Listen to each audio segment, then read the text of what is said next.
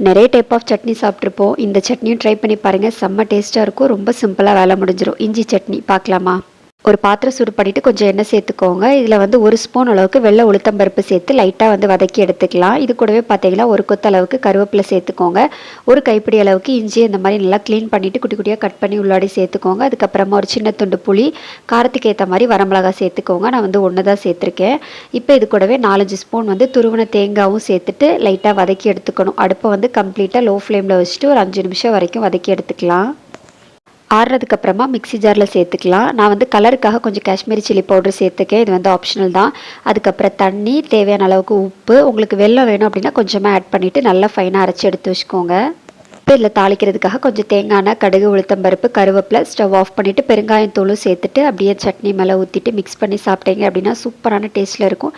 Try பண்ணி பாருங்கள். Video பிடிச்சா லைக் பண்ணிக்கோங்க. இன்னொரு வீடியோவில் பார்க்கலாம். பாய்.